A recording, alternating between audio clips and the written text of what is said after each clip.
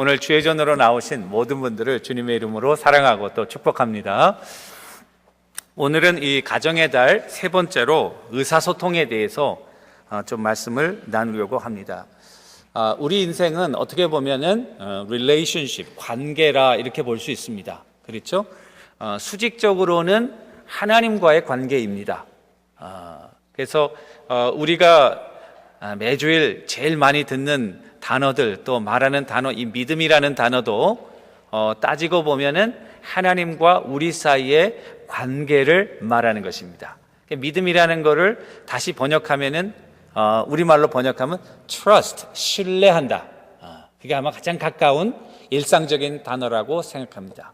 믿음은 무엇입니까? 하나님을 신뢰하는 거죠. 그리스도 예수 안에 있는 그 구속의 섭리를 신뢰하는 거, 믿음입니다.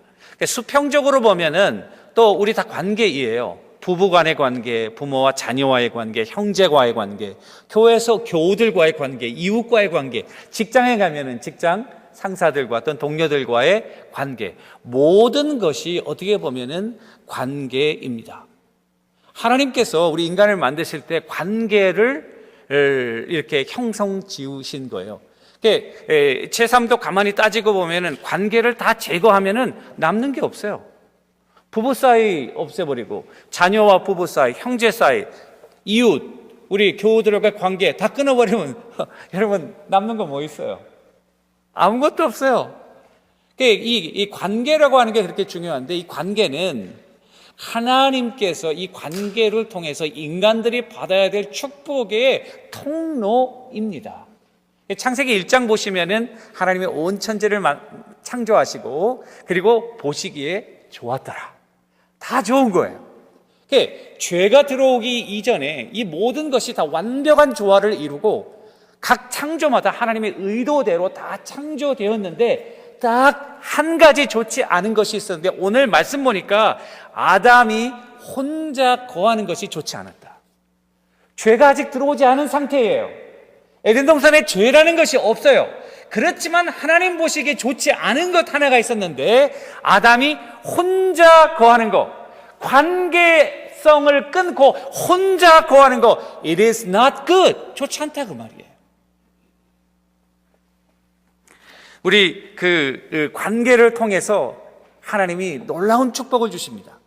여러분들이 가장 기뻐하는 때가 무엇입니까? 여러분들의 배우자로 인해 기뻐하죠? 자녀들로 인해 기뻐하죠?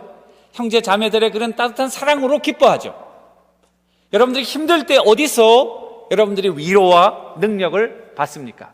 가정에서 말이에요. 여러분들의 배우자들이 여러분들을 위로해주고, 자녀들이 여러분들을 위로해주고, 지치고 힘든 심령들이 가정에서, 이 관계 속에서 힘을 얻는 거예요. 친구들과 대화하면서 친구들이 격려해주고 도와주고, 그 정신적인, 영적인 서포트, 이 얼마나 중요합니까? 이게 다 뭐로 옵니까? 관계를 통해서 오는 거죠. 그러니까 관계가 없으면은 그런 하나님의 그런 축복과 원래 의도하셨던 복이 오지 않는 거, 끊기는 거죠.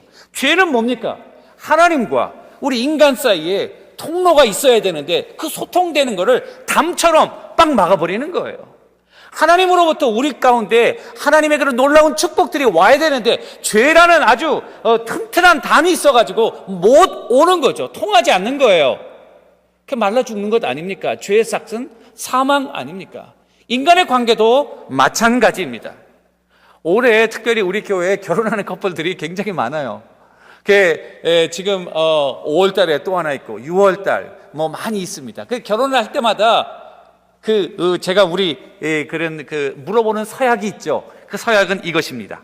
나는 하나님과 이 증인들 앞에서 풍부할 때나 궁핍할 때나, 건강할 때나 병들었을 때나, 또 기쁠 때나 슬플 때나 내가 사는 한 내가 신실한 아내와 남편으로 될 것을 내가 하나님과 이 증인들 앞에 서약한다. 이 말을 꼭 해야 되는 거죠.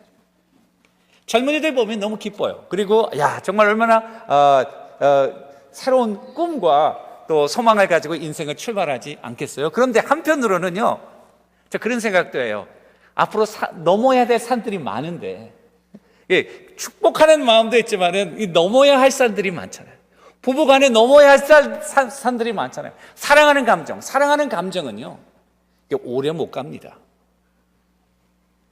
결혼하는 부부들에게 참 죄송합니다만, 사랑하는 감정, 이 심리학, 이건 제가 하는 얘기가 아니에요. 심리학자들이요, 평균적으로 도로시 테네브 같은 사람, 스캇 팩, 이런 아주 결혼 상담가, 또 이런 그 결혼 전문가들이 평균 내보니까, 그 오랫동안의 사례들을 통해서 평균 내보니까, 그 막 사랑해가지고 사랑에 빠지는 감정이 얼마 동안 지속되냐면 2 years, 2년 동안 지속된대요.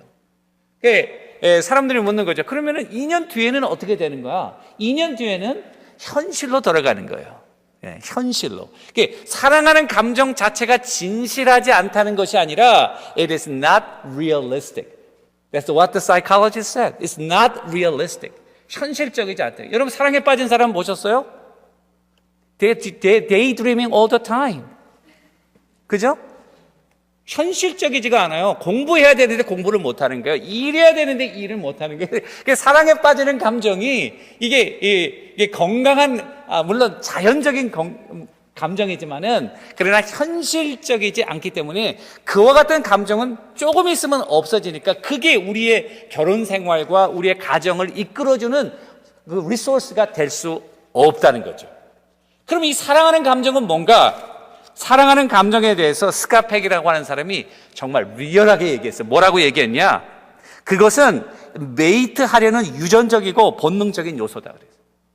메이트하려는, 여러분 짐승들도 메이트할 때 이렇게 유전적인 그런 본능적인 요소 있잖아요. 우리 인간들에게도 하나님이 그런 본능을 줘서 종족을 보존하도록 그렇게 했다는 거죠. 따라서 우리가 해야 될 것은 뭔가? 이 관계 속에서 이 사랑을 계속 유지할 수 있는 그런 그 커뮤니케이션의 방법을 우리가 빨리 개발하는 것이 건강한 가정생활, 그리고 좋은 관계 의사소통의 키가 된다는 거예요. 제가 얼마 전에 그 차를 타고 가면서 라디오 프로그램에 이런 103.3에 낸시 디마스라는 사람이 그 여자 그 호스트하고 상담하는 프로그램이 있잖아요. 그거 들었어요. 들었더니 많은 상담들을 자기가 오랫동안 해왔는데 그 상담 사례들을 쫙 보니까 그 문제의 80%가 뭐에 관한 거냐면 it is all about relationship. 관계에 관한 거예요. 다 상담에 하는 내용이 뭐 돈이 없어서 또 몸이 아파서 이런 것보다도 사람 사이의 관계로 인해서 이런 상담을 한다 이거예요. 그런데 원래 하나님께서 주신 그 관계의 의도는 축복과 위로와 그리고 하나님의 은혜인데 의사소통과 서로 커뮤니케이션이 안 되니까 그 관계가 오히려 축복이 아니라 사람들에게 페인을 주는 거예요. 고통을 주는 거예요. 좌절을 주는 거예요. 외로움을 주는 거예요. 관계 속에서 외로움을 주는 거예요. 사랑을 받아야 될 대상에서 사랑을 받지 못하니까 사랑이 고갈되면서 우리의 행동이 비정상적인 방향으로 나오게 되는 거예요.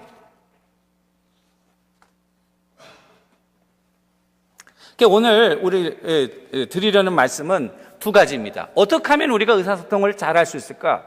의사소통을 잘하는 게 관계에 도움이 되기 때문에. 그러면 두 가지. 어떻게 사랑하느냐? 사랑의 언어하고 두 번째 사과의 언어. 이 두 가지를 생각해 보려고 해요. 그런데 이 사랑의 언어, 사과의 언어는 사실은 제 의견이 아니라 이미 책으로 다 나와 있어요. 게리 채프만이라고 하는 유명한 결혼 상담가예요. 한국에 와서도 강의를 했고, 그리고 그의 책은 아주 수십 개 언어로 번역이 되어 있고 지금도 one of the bestseller예요. The Five Love Language. 사람마다 사랑하는 랭귀지가 다 다르다는 거예요. 문제는 뭐냐? 우리가 잘 알아야 돼요. 내가 사랑을 표현한다고 그 사랑하는 표현이 상대방의 그대로 그 사랑이 받아들여지느냐? No, 그게 아니라 그 말이에요. 그러니까 사랑을 표현할 때에 나는 사랑한다고 이렇게 했지만은 상대방은 이게 사랑의 행위로 받아들이지 않는 거예요.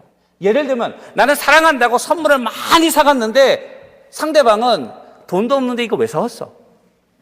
이게 사랑의 행위로 느껴지지 않는다는 거예요. 어떤 사람은 열심히 일을 해가지고 내가 이 사랑의 표현으로 요리도 하고 밥도 하고 빨래도 하고 청소도 하고 다 있는데 그거 하면 뭐해? 당신하고 나하고 얘기할 시간도 하나도 없는데 That's for nothing. 아무런 의미를 못 느낀다는 거예요. 제일 중요한 거는요, 여러분들이 가정에서 좋은 관계, 부부의 관계, 자녀와의 관계, 이거 유지하려면요, 여러분들의 배우자들의 또 자녀들의 러블랭귀지를 알아야 된다. 사랑의 언어를 알아야 된다는 거예요. 그러니까 여러분들이 오늘 집에 가시면 제가 숙제를 하나 내드릴게요. 이게 날씨 좋은데 부부간에 앉아서 조금 생각해 보시고 대화도 나누시고 좋은 시간을 좀 가졌으면 좋겠어요.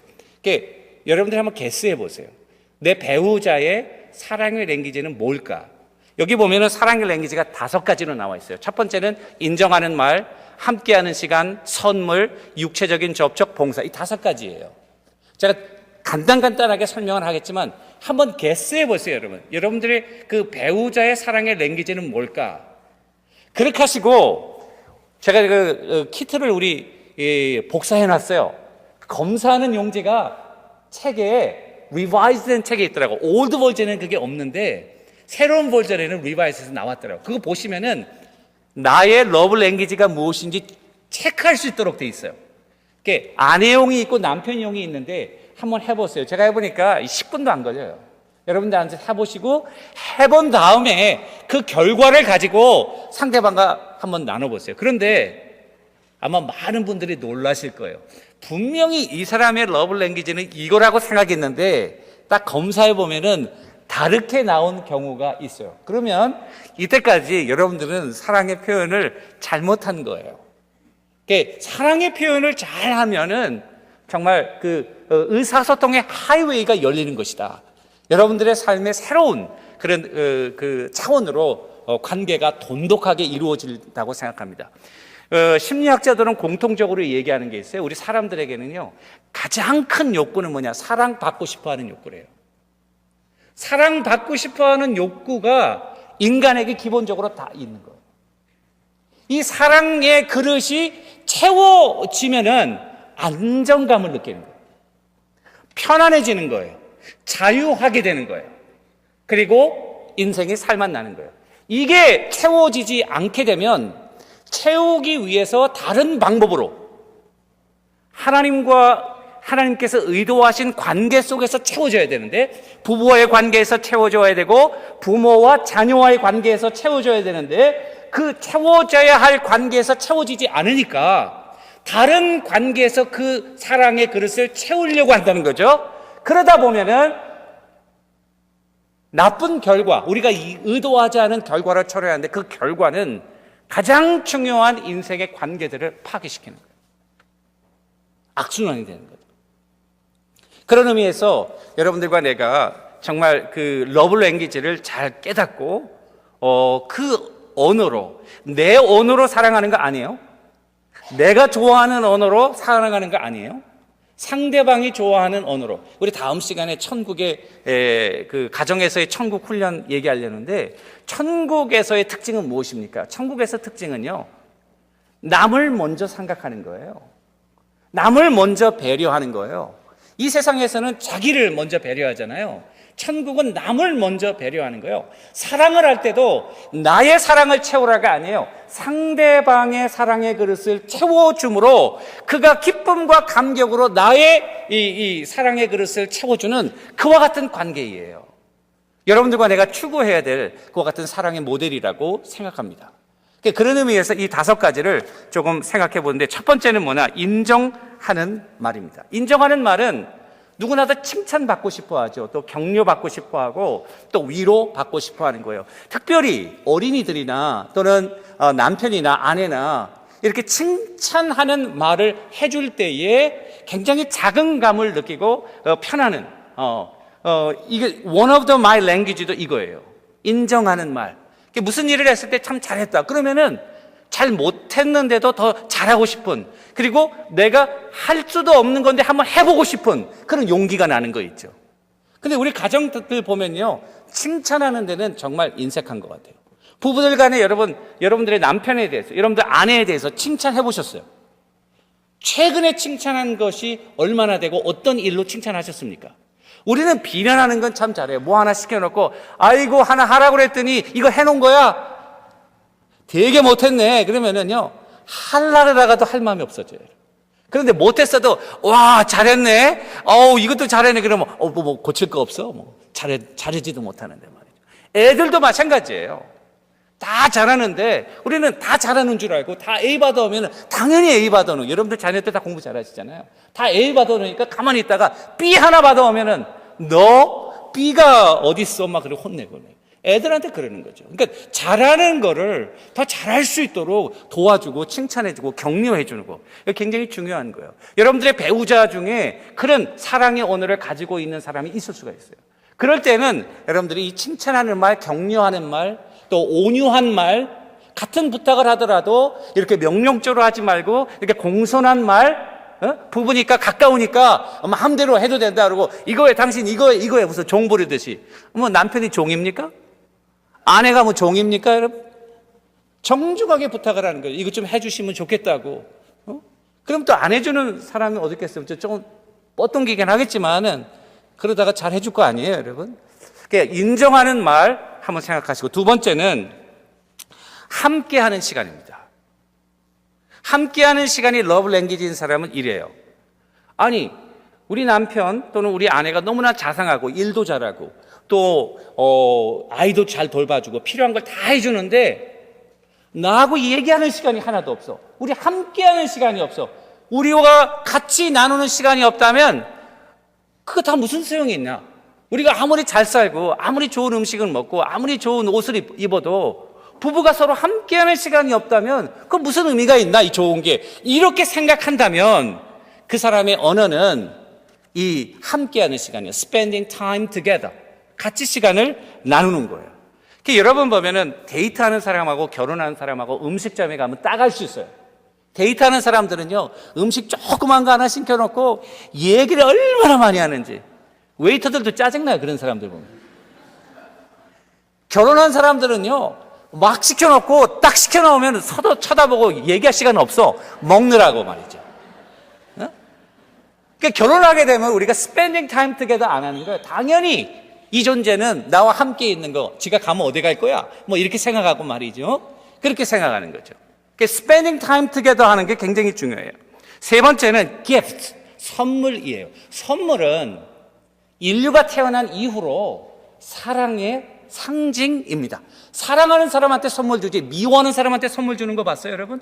사랑이라고 하는 것은, 이 선물이라고 하는 것은 그런 의미에서 사랑을 표현하는 굉장히 중요한 도구가 되는데, 이 선물이라는 것이 사랑의 언어인 사람은 어떤 사람이냐? 남편이 편지 하나 써주면은 그 편지를 아주 귀하게 생각하고 고이 간직하는 사람들이 있잖아요. 그런 남편이 자기를 이렇게 사랑한다는 그런 표시, 반지를 꼭 끼고 다닌다든지. 저는 반지를 안 끼거든요. 반지를 안 끼니까 어떤 사람이 결혼 안 한 줄로 알고 제 와이프가 지금 시퍼렇게 눈 뜨고 있습니다, 여러분. 저는 선물이 그렇게 중요한 랭귀지가 되지 않는다는 증거이에요. 그런데 이게 중요한 사람은 그런 중요한 조그만 징표가 자기에게 굉장히 중요한 의미를 부여해 주는 거예요. 그게 기프트예요, 바로. 저도 옛날에는 그 텔레비가 문제라니까 텔레비를 너무 많이 보면 안 됩니다, 여러분. 사랑을 표현할 때 우리가 이 의사소통하는 방법을 잘 몰라요. 남편이 아내한테 이 어떻게 하면 사랑을 표현할지 잘 모르니까 텔레비 보면 맨날 꽃 사다 주잖아요, 꽃. 그리고 저도 꽃 많이 사다 줬어요. 꽃 사다 주면 우리 와이프가요, 한 부케를 사다 줬는데 이걸 바가지로 더 먹었어요. 그건 간단해요. 왜 돈도 없는데 꽃을 사왔냐? 이거는 내 사랑의 표현인데, 이 기프트가 언어, 사랑의 언어가 아닌 사람에게는 이게 도대체 의미가 없는 거예요. 그러니까 이 언어를 잘 안다는 거는 굉장히 중요한 거죠. 네 번째, 봉사예요. 봉사는 뭐냐? 사랑의 언어가 열심히 일해주는 거예요. 내가 사랑을 어떻게 표현하냐면 아침부터 일찍 일어나서 쿡도 해주고 정성스럽게 빨래도 해주고 또 아이들을 케어해주고, 이게 사랑의 표현이에요. 설거지도 하고 또 남자들은 잔디도 깎고 페인트 칠도 하고 뭐 세차도 하고 뭐 이런 것들이에요. 중요한 거는 뭐냐? 이 봉사도 중요한 one of the love language가 된다는 사실이에요. 어떤 사람들은 우리 옛날 어른들 보시면요, 사랑한다는 얘기 별로 안 해요. 그죠? 우리 그 장로님들 또 이렇게 원로 장로님들 보시면은 권사님들 보시면은 부부간에 이렇게 젊은 사람들 막 사랑한다 오빠 그러면은 막 닭살 돋아요. 그런데 그분들은요 러브랭귀지가 따로 있어요. 그분들은 말은 안 하지만은 상대방을 위해서 죽으라고 헌신해요. 젊은 사람들 맨발 벗고 쫓아와도 쫓아올 수 없어요. 그래서 사랑하는 방법이 다른 거예요. 다섯 번째는 육체적인 접촉이에요. 피지컬 터치예요. 그거는 꼭 부부 간의 그런 관계를 성적인 관계를 갖는 것 그것 이외에도 이렇게 손을 잡는다든지 따뜻하게 격려해 준다든지 이렇게 허그한다든지 그런 거예요. 아이들도요 똑같은 랭귀지를 가지고 있어요. 말을 표현 못하는 애들은요 이 부모들이 안아주고 허그해주고 등을 쓰다듬어주고, 제가 처음에 아기를 낳으니까 우리 아버지한테 데려가니까 우리 아버님이 가끔 저한테 그러더라고요. 애기 갑자기 손을 등에다 넣어가지고 이렇게 등을 잘 만져주라 그러더라고요. 애들이 때로는 가려울 거 아니냐 등도. 그런데 말을 못하니까 부모들이 중간중간에 등허리에 손을 넣어서 이렇게 등허리를 만져주라고 우리 아버님이 저한테 그런 말씀을 하시더라고요. 오랜 경험에서 나온 거예요. 피지컬 터치 아이들에게는 중요한 사랑의 표현이에요. 어떤 남편에게는 어떤 부인에게는 그런 것들이요. 그게 중요한 사랑의 표현이 된다는 것입니다. 요점으로 얘기하면은, 자, 상대방의 사랑의 언어가 무엇인지를 알고 그 사랑의 언어로 우리의 사랑을 표현해 주는 거, 이게 굉장히 중요한 관건이라는 사실이에요. 만약에 여러분들이 그거를 안다면은 굉장히 중요한 그런 커뮤니케이션의 그런 그 위치에 들어갈 수 있어요. 그래서 윈윈 시츄에이션. 예를 들면은 남자가 그 피지컬한 터치 이게 사랑의 언어고, 아내가 봉사라면 남편이 아내를 사랑하는 방법은 뭐냐? 아내가 정말 해야 되는 일들, 또 그런 중요하게 생각하는 일들을 잘 해주는 거예요. 그러면 아내가 그거를 받으면서 뭘 느끼냐면은, 아, 남편이 나를 케어하는구나, 남편이 나를 사랑하는구나, 그러면서 이 사랑의 감정이 나는 거죠. 그러면서 이 남편의 그런 그 사랑의 언어로 부인도 사랑할 수 있게 되는 거예요. 그런데 이게 어긋나면은 안 되는 거예요. 어긋나면은. 어린아이들도 똑같습니다. 인정하는 말, 함께하는 시간, 봉사, 선물, 육체적인 접촉. 저희 폴 같은 경우는 애하고 같이 운동하는 거 너무너무 좋아했어요. 그런데 폴은 제가 한 30분 하면은 쫓아가지 못하겠더라고요. 운동이고 뭐고. 얘는 30분 하면 이제 몸이 풀려가지고 운동하려고 그러는데 나는 이제 들어가 쉬고 싶어. 애도 젊어서 나야 된다는 말이 그런 말인가 봐요. 예. 그 좀 고생했어요. 지금은 커가지고 이제 괜찮지만은. 아이들하고 이렇게 같이 운동하면은 깊은 얘기를 할 수 있어요. 얘가 마음에 있던 얘기도 하고 그런 얘기. 그러니까 아이들도 여러분들이 보세요. 아이들마다 달라요. 어떤 애들은 선물을 특별히 좋아하는 애들이 있고, 아빠가 뭐 하나 해주면 그걸 꼭 간직하는 애들, 선물을 좋아하는 거. 어떤 애들은 이렇게 칭찬받는 거. 어떤 애들은, 아이들은요, 이 다섯 가지 다 해줘야 돼요, 사실은. 다 해줘야 되지만은, 특별히 아이가 좋아하는 거 여러분들이 잘 아시고, 아이마다 그렇게 사랑해준다면, 아이와 부모와의 관계가 정말 아들이 자긍심을 가지고 자라고, 건강하게 자라고, 자신감 있게 자라고, 하나님께서 기뻐하시는 일들을 감당하는 아이로 잘 자랄 수 있는 거예요. 두 번째는 사과의 언어예요. 사과는요, 여러분들과 나는 늘 사과해야 됩니다. 우리 한국 사람들 사과하는 거 정말 싫어요. 그리고 우리 부모들 사과 자녀들한테 잘 안 하고, 남편들, 아내들한테 사과 잘 하기 싫어해요. including me, 저를 포함해서요. 그렇게 우리는 자랐어요. 그런 문화권에서 자라서 그래요. 그런데 생각해 보세요. 우리는 완벽한 세상에서 살고 있지 않아요. 여러분들과 내가 완전하지 않아요. 늘 잘못하는 불완전한 존재예요. 불완전한 존재이고 불완전한 세상이기 때문에 we have to, 우리는 사과하는 법을 배워야 되고 사과해야 돼요. 잘못한 일에 대해서 사과해야 돼요. 그럴 때에 막혔던 담들이 열려지는 거죠. 그래서 의사소통을 할 수 있게 되고 그 관계를 통해서 하나님이 원하시는 그런 축복과 은혜를 우리가 받게 되는 거예요. 제가 얼마 전에 우리 그 레슬리가 이제 16살이 스윗 16이 지났거든요. 운전을 해요.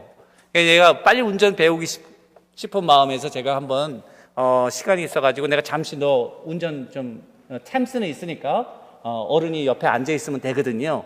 한번 운전해봐라. 그래서 데리고 나갔어요. 데리고 나갔더니 힘들더라고요. 얘가 턴을 하는데 온 도로를 자기 도로로 쓰라고 들어서 와이드 턴을 이게 못하고 차가 오면은 자꾸만 커브로 가는 거예요. 이게 부딪힐 것 같아. 내가 볼 때 내가 야 이렇게 가면 안 된다. 괜찮아. 안 부딪혀. 그게 똑바로 잡아라. 그런데도 잘 안 잡고 자꾸만 이쪽으로 가는 거예요. 파킹을 하는데 MT 파킹에서 다 가운데다 세워놓는 거예요. 그래서 이쪽으로 가면 되겠다. 그래서 빼라. 근데 안 빼는 거예요. 못 빼는 거예요. 또 열을 팍 받았잖아요. 뚜껑이 확 열려가지고 너는 그것도 못하냐. 계속 가르쳐주는데 계속 잘못하니까 뚜껑이 막 열리더라고요. 그래서 어떻게 해요? 막 소리 질렀죠. 너 그것도 못하냐? 막. 그랬더니 얘가 아버지는 worst teacher ever. 자기가 많은 선생님들이 worst 했지만은 아빠는 one of the worst teacher. 그러면서 얘도 화나고 나도 화나고 나갈 때는 아주 기쁜 마음으로 해서 우리가 나갔는데 들어올 때는 참 서로가 화가 나가지고 얼굴도 안 보고 얘는 얘 방으로 들어가고 난 내 방으로 들어가고 그냥 며칠 한 이틀 3일 동안 그 소리 지르는 게 마음에 참 걸리는 거예요. 내가 이게 소리 지르지 말았어야 되는데 근데 가만히 생각해보니까 또 이해는 가더라고요. 나는 30년 동안 운전했고 얘는 며칠 했거든요. 그러니까 내가 그때보다 나보다 더 잘할 수도 있는데 개구리가 올챙이 시절 생각 못하고 못하는 것만 생각하고 내가 소리를 지른 거예요. 그래서 이틀 동안 고민하다가 3일째 제가 레슬리 방을 찾아가가지고 I'm sorry 하다가 미안하다 내가 소리 질러서 미안하다 그랬더니 It's okay 괜찮다고 그러더라고요. But still you're the worst teacher 그러더라고요. So I admit it. 내가 인정한다. 인정하지만은 내가 너한테 소리 지르는 거 정말 미안하다. 근데 it's okay 그러더라고. 근데 정말 감사하게도 얘가 이 사과를 받아들였어요. 그래서 한 달도 되기 최전에 자기가 아빠하고 한번 나가고 싶다 그러더라고. 또 나가고 싶다고. 그래서 할렐루야. 그 기회를 놓칠 수가 없죠. 제가 그래서 빨리 타. 그래서 탁 나가 이제 우리 교회까지 여기 왔다 갔다 했는데요. 뭐 와이드 턴이고 뭐니고 You are perfect. You are wonderful. 내가 막 칭찬을 많이 해줬어요. 그랬더니 뭐라 그러냐면 아빠가 자기 운전 못한대. 이게 못한다고 막 그럴 때는 막 거기더니 내가 잘한다고 그러니까 자기 못한다고 그러는 거죠. 우리 사이가 더 좋아졌어요. 예. 오늘은요 우리 레슬리가 저 스무디 갈아줬어요. 아침 먹고 설교 잘하라고 말이죠. 할렐루야. 여러분 별 감동은 안 하시는 모양인데 사랑하는 랭귀지도 중요하지만은 사과하는 랭귀지도 that's very important.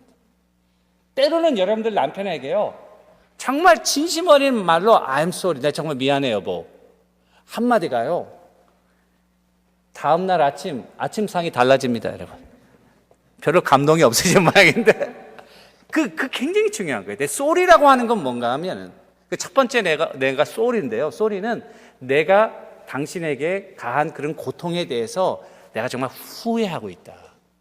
나 정말 후회한다. 정말 내가 후회했어요. 우리 레슬리에게 그거가 내가 후회했어요. 그런 말에 대해서 내가 정말 쏘리한다. 이거 5가지 이 언어가 있는데 이거 다 할 필요는 없지만 상황마다 또 사람에 따라서 여러분들이 해야 될 말이 있어요. 그 말을 제대로 하는 거예요. 책임 있게 하는 거예요. 첫 번째는 I am sorry 하는 거예요. 내가 미안하다. 두 번째는 내가 잘못했다. 자기의 행동, 책임을 인정하는 거예요. 내가 잘못했다. 여러분, 그거 중요해요. 남편들, 아내들, 내가 잘못했다. 그 잘못의 반대는 뭘까요? 변명하는 거예요. 잘못했는데 잘못은 인정 안 하고 변명만 늘어놓는 거예요. 그러면요, 상대방은요, 열불 더 터져요, 여러분. 차라리 안 하는 게 나아요. 그래서 쏘리 한데도, 야, 쏘리 하다. 그런데, 야, 네가 그렇게 못했잖아. 그러니까 아빠도 소리 질렀지. 그러려면 쏘리 하지 마. 토를 달면 안 돼, 쏘리도요. 그냥 미안하다. 그렇게 얘기하시면 돼요.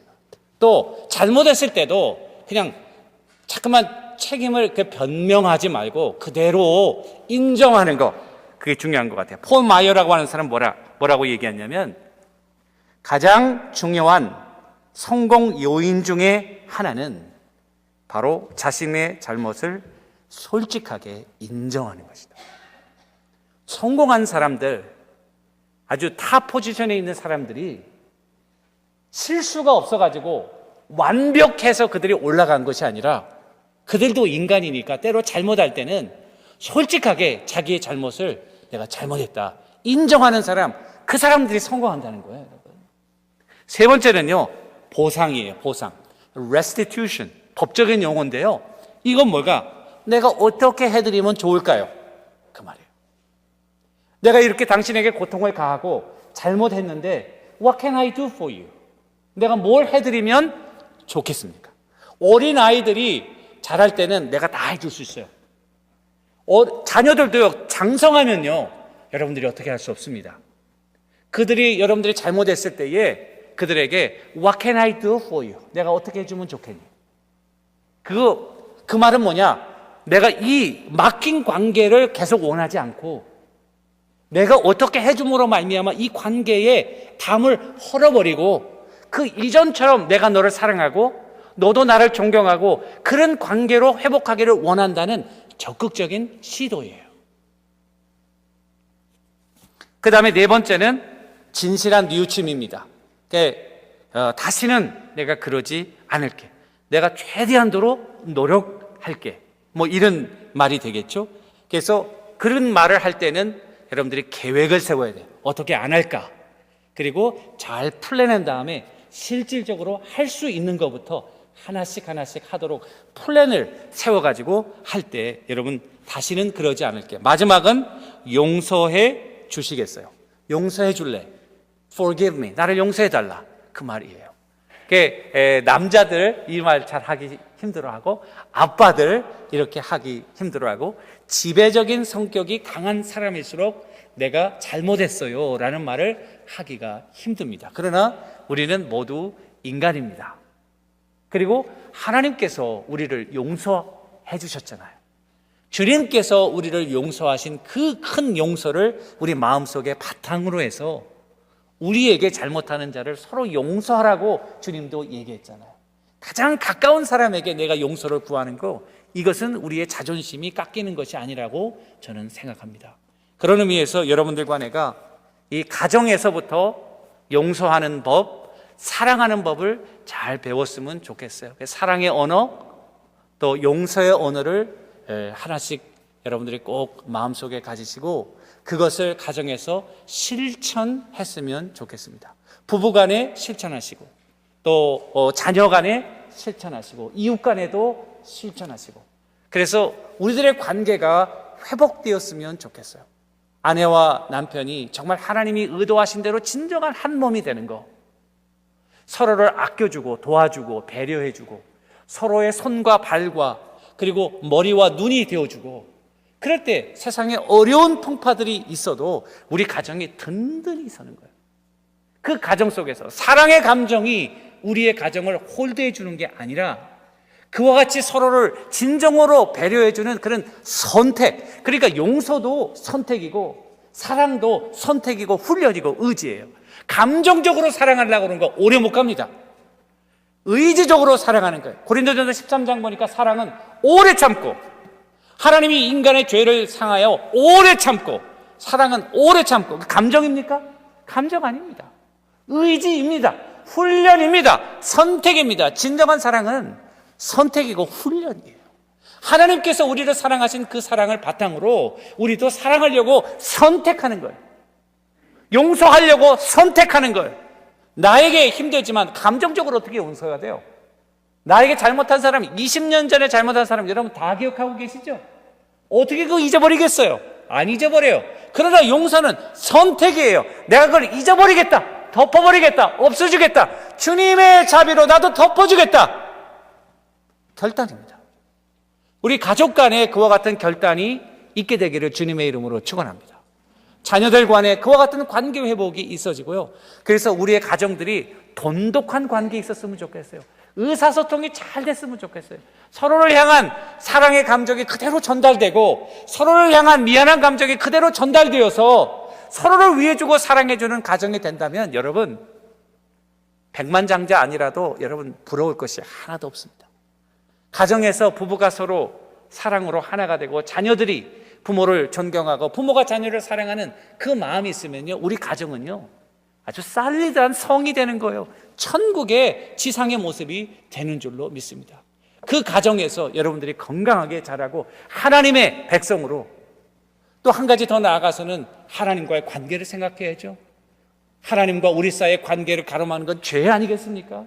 그 죄를 다 헐어버리고 하나님과 우리 사이에 그런 막힌 담이 없도록 그 파워를 중심으로 이젠 그 하나님의 용서를 경험한 자들이 우리 용서를 사람들과 사랑을, 하나님의 사랑과 용서를 우리가 다 나눠주는 거죠. 하나님의 귀한 천국의 가정을 이루어 가시는 우리 모두가 되기를 주님의 이름으로 간절히 축원합니다.